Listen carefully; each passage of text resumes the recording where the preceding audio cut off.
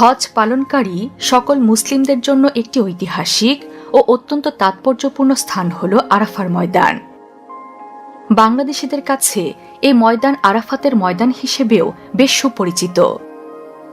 এই বিস্তৃত ময়দানটি মক্কা নগরী হতে প্রায় ২০ কিলোমিটার দক্ষিণ পূর্বে অবস্থিত একটি সমতল অঞ্চল।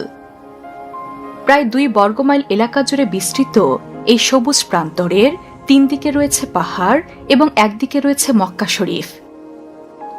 জিলহজ মাসের ৯ তারিখে হজ পালনকারীরা মিনা থেকে এই অঞ্চলে এসে উপস্থিত হন।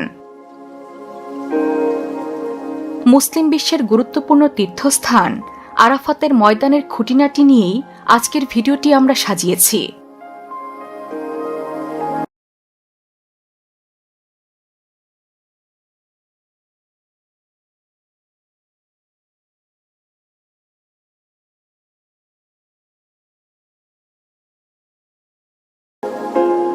আরাফাতের ময়দানের নামকরণ সম্পর্কে ইসলামিক স্কলারদের মধ্যে প্রসিদ্ধ একটি মতবাদ রয়েছে। আরাফার ময়দান সংলগ্ন মসজিদের নামিরার পাশে ইব্রাহিম আলাইহিসসাল্লামকে হজের নিয়মকানুন শিক্ষা দিয়েছিলেন ফেরেশতা জিব্রাইল আলাইহিসসাল্লাম। এরপর ইব্রাহিম আলাইহিসসাল্লামকে জিজ্ঞেস করা হয়েছিল, হাল আরাফতা, অর্থাৎ আপনি কি বুঝতে পেরেছেন? হজরত ইব্রাহিম আলাইহিসসাল্লাম বলেন, হ্যাঁ, আমি বুঝতে পেরেছি। এর ফলশ্রুতিতেই এই ময়দানের নামকরণ করা হয় আরাফার ময়দান। তবে এই নামকরণ সম্পর্কে ভিন্নমত পোষণ করে অনেকে বলেছেন, মহান আল্লাহ তাআলা হজরত আদম আলাইহিসসাল্লামকে জান্নাত থেকে বর্তমান শ্রীলঙ্কায় এবং হাওয়া আলাইহিসসাল্লামকে জেদ্দায় অবতরণ করান। ৩৫০ বছর কান্নাকাটির পর আরাফাতের ময়দানে তাদের সাক্ষাৎ হয় এবং মহান আল্লাহ তাআলা সেখানে তাদের সমস্ত গুনাহ ক্ষমা করে দেন। দীর্ঘ বিচ্ছেদের পর এই মাঠে তাদের পুনর্মিলন ঘটে বলে এর নাম হয়ে যায় আরাফাত। এই দিক বিচারে আরবি আরাফা শব্দের অর্থ হল পরিচিত হওয়া। আবার কারো কারো মতে হজযাত্রীরা আরাফাতের ময়দানে তাদের পাপের কথা স্বীকার করে ক্ষমা চান বলে এই ময়দানকে আরাফাতের ময়দান বলা হয়। জিলহজ মাসের ৯ তারিখ পবিত্র আরাফাতের দিন।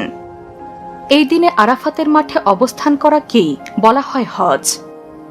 ৯ জিলহজ দিনের বেলা আরাফাতের ময়দানে হাজিরা হজের অন্যতম প্রধান ফরজ বা রুকন উকুফে আরাফা করেন। মক্কার মুয়াল্লা অঞ্চল থেকে আরাফাতের পশ্চিম সীমান্তের দূরত্ব ২১.৫ কিলোমিটার। আরাফাতের ময়দানটি হজের বিধানের পাশাপাশি মহানবী হজরত মুহাম্মদ সাল্লাল্লাহু আলাইহিসসাল্লামের বিদায় হজের ভাষণের জন্য বিখ্যাত। মহানবী হজরত মুহাম্মদ সাল্লাল্লাহু আলাইহিসসাল্লাম তার একমাত্র হজের ভাষণটি দিয়েছিলেন আরাফা পাহাড়ের চূড়ায় দাঁড়িয়ে। এই ময়দানেই সূরা মায়েদার বিখ্যাত সেই আয়াতটি নাজিল হয়েছিল, যেখানে আল্লাহ তাআলা বলেন, আমি তোমাদের জন্য তোমাদের দিনকে পূর্ণ করলাম এবং তোমাদের উপর আমার নিয়ামত সম্পূর্ণ করলাম এবং তোমাদের জন্য দিন হিসেবে পছন্দ করলাম ইসলামকে। সব মিলিয়ে বলা চলে, হজ পালনকারীদের জন্য আরাফাতের ময়দানে অবস্থান এবং মুজদালিফাতে রাত্রিযাপন হজের অন্যতম প্রধান অংশ। এই স্থান দুটির ঐতিহাসিক তাৎপর্যের পাশাপাশি রয়েছে অসীম রহমত লাভের সুযোগ। বিশ্বজুড়ে ইসলামের উজ্জ্বল নিদর্শনগুলো নিয়ে কে জান্নাত থেকে সিংহলে এবং হাওয়া আলাইহিসসালাম কে জিদ্দায় নিক্ষেপ করেন। অতঃপর তাঁরা একে অন্যকে খোঁজ করতে থাকেন। ৩৫০ বছর কান্নাকাটির পর আরাফাতের মাঠে তাদের পরিচয় হয় এবং মহান আল্লাহ তাদের গুনাহ ক্ষমা করেন। দীর্ঘ বিচ্ছেদের পর এ মাঠে তাদের পরিচয় ঘটে বলে এর নাম হয়ে যায় আরাফাত। উপস্থিত হয়ে নিজেদের গুনাহসমূহের কথা স্বীকার করেন। অতঃপর মহান আল্লাহর সমীপে কৃত পাপের জন্য ক্ষমা প্রার্থনা করেন। এ ময়দানে পাপের স্বীকৃতি দান করেন বলে এ ময়দানকে আরাফাতের ময়দান বলা হয়।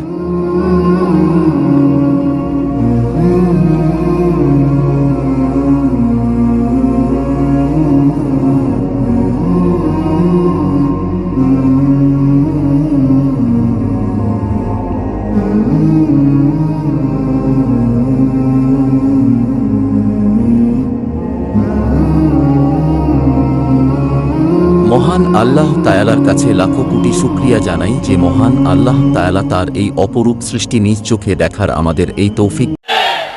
আরাফাত হচ্ছে সেই ময়দান যেখানে আদম আলাইহিস সালাম থেকে শুরু করে মুহাম্মদ রাসূলুল্লাহ সাল্লাল্লাহু আলাইহি সাল্লাম পর্যন্ত সব নবীদের চোখের পানি শুকিয়েছে।